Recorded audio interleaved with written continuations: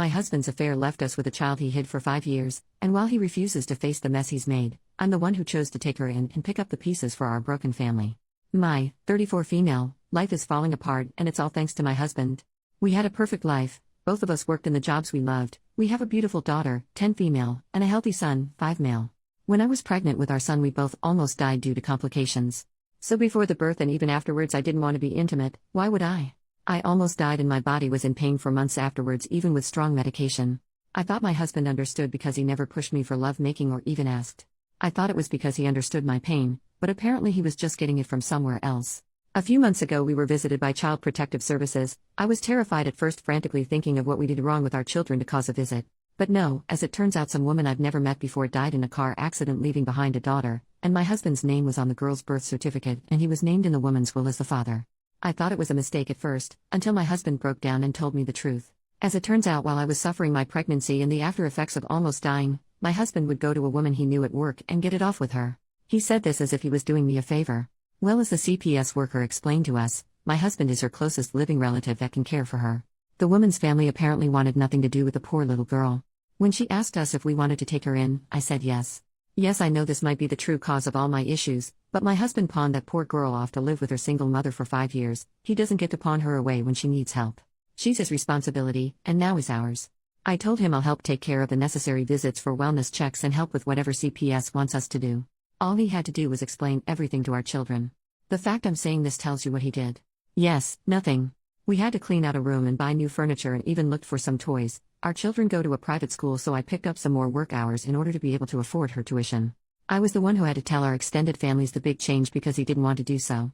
I did almost all the heavy lifting. So color me shocked when his daughter finally joins our family 2 weeks ago and the first words out of our children's mouths was, "Who's that?" Yes, I was the one who had to tell our children's school, extended families, family doctors, and my workplace about my husband's affair and subsequent addition to our family. But he couldn't tell our children, being he was too ashamed to face them. So guess who was the one who had to explain that they have a sister now as I'm trying to settle the poor girl into her new home and room? And shocker, our children didn't take the news well as it was happening right in front of them. My daughter was screaming while crying, causing my son and the little girl to cry. A situation that could have been avoided if my husband just did the one thing I asked of him and explained everything to them much sooner. It's been 2 weeks of her living with us and the situation hasn't improved.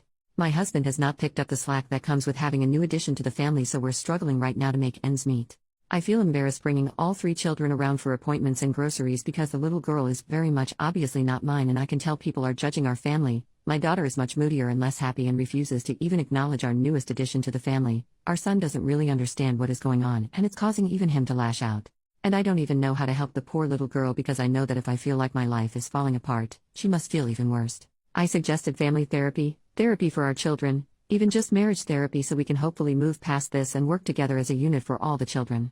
He's refused everything, saying that he knows he'll be lectured by everyone when all he was doing was trying to help me. I just don't know how to fix this. Please help me. I don't want to divorce him because I just know that will make it worse for the kids, but that's the only option my family is telling me. Meanwhile, his family is begging me to make this work and to just look past it. Edit to add. Thank you. I hear you all loud and clear. We'll be looking into therapy for me and the children and hopefully a good divorce lawyer. But first I need to get some answers because some of you are raising some good points. Update just over 1 month later. I'm sorry, you all were right. It was a lie. When all of you were pointing out how the kids' responses to youngest arriving didn't make sense, it made me realize how correct that is.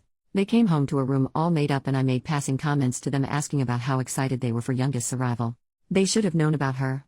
At this point I decided to just ask my eldest daughter directly because she was still so upset about it, and I think subconsciously knew I wasn't going to get the truth from my husband. So I went to her room while she was lying in bed and I asked her.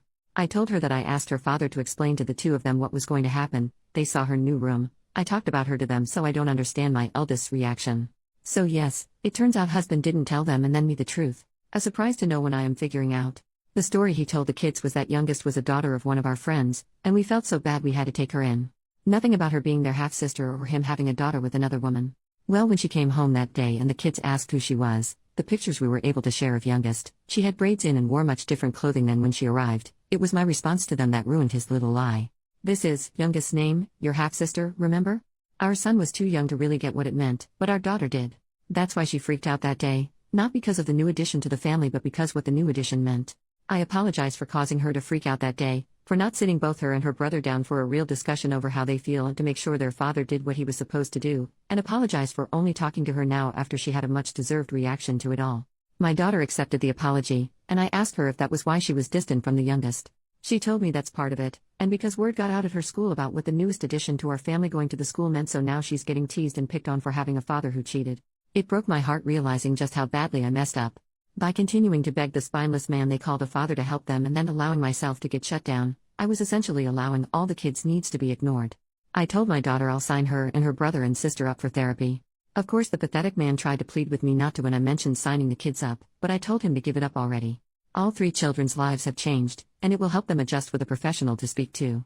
He's been grumbling and whining about it, but I don't care anymore. And this might cause many to be upset with me, but I'm in the process with my husband to have him transfer custody of youngest to me. I've grown to care for her, and as some comments in my last post have pointed out, once I do divorce him and leave with our kids, I don't doubt he'll treat her awfully or neglect her. He's been right on board, and it took some convincing, but his parents finally agreed to be witnesses. I got all the paperwork set up and scheduled an appointment with an attorney to help with anything else. Once that happens, I'll try to get everything I need in order to have a smoother divorce and then subsequent move to be closer to my family. Thank you to everyone for giving me a good slap in the face and helped me realize that the children and I deserve better, and I was being so gullible into thinking a man who cheats on his dying pregnant wife is deserving of any respect. New update 6 months later. How do you tell your children you're going to divorce their father? I have 3 children, an 11-year-old daughter and 2 6-year-olds, a son and daughter. Just recently, after months of court hearings, home visits, background checks, and interviews with a judge and a social service worker, I've been granted custody of my 6-year-old daughter with her biological father, my husband, giving up parental rights to me. Right now I'm looking into how a divorce will go and what I need to get any affairs in order to make the process as smooth as possible for everyone involved. The reason for the divorce is because of how he behaved when his adultery came into light. As you can see from the ages, he cheated on me with a co-worker of his while I was dealing with a highly complicated pregnancy and birth. I was the one who had to get everything in order. Meanwhile, it seemed like he did everything he could to make the process of a new addition to our family as difficult as possible. He lied to our children, refused to take all 3 children to therapy, and when I did take them he whined and complained, refused to take on extra workload to help our budget stabilize after a new addition, refused to even acknowledge the children were struggling, and even refused to take all 3 children out and about because he didn't want people to judge, but it was perfectly fine for me to go through it. Basically, it felt like I was the only one trying to repair our family and have us move forward while he made damn sure we were stuck and hurting because he refused to acknowledge that he messed up. Divorce is the only option for me at this point. I just want to know, how can I explain this to my children? I've seen how refusing to actually explain to children can hurt them. Hell, I was the one picking up the pieces from last time thanks to him. I just don't want there to be any more lashing out or fighting. I'm terrified for my eldest in particular. She was the one most hurt by all these changes, and I know she'll understand why. The last thing I want is for her to blame her siblings or herself. I've yet to tell anyone else my plans for divorce because I don't want it getting back to him or the kids before I'm ready. And if there is no way to make the impact easier, how can it make sure it's less damaging for them? OP has only replied to one comment. The commenter questioned parts of OP's story, more specifically why she stayed and helped take care of his affair child, and confused on the custody of affair child and the biological children. Okay, let me try to help. I'm sorry for the confusion. I discovered her existence about a year ago because her biological mother died in a car accident. It's a little confusing here and he still won't give me the why of this, but he was on her birth certificate as the father, so social services did the usual of home visits and background checks to place her with us because I refused to allow him to turn his back on her and have her struggle in the foster care system. I'm a nurse in the pediatric trauma center. I have been there as emotional support for children when they've been told about a parent's passing in accidents or we had to make the tough call to CPS for abuse cases. I do not wish for anyone to witness when a child realizes that they're an orphan or being taken away from their parents. It's why I push for us to take her in. People on Reddit have told me that I'm too much of a saint for taking her in, and that's why they don't believe me. But if you ever had to rub the back of a 4-year-old having her first panic attack because she was told her parents didn't survive, I hope you understand why I refused to ignore a 5-year-old who this time I could save from the system. After the fallout that was primarily caused by my husband, and truth be told I also have some blame for it as well, I decided to divorce him. I asked him to transfer her custody to me because I knew after the divorce there's a high chance they would keep her with him and he wouldn't be a good father to her. I didn't want to risk the chance of that. I know that if I was the one to have custody of her I won't have to worry about that in the divorce. And it's only the 6-year-old daughter he transferred custody over to. He still is a recognized father to our biological children. And thank you for the suggestion of age-appropriate dialogue for our children. I do have some training on that because of my work, so I could try to rework it to make sense for divorce. And probably bump up therapy for the children.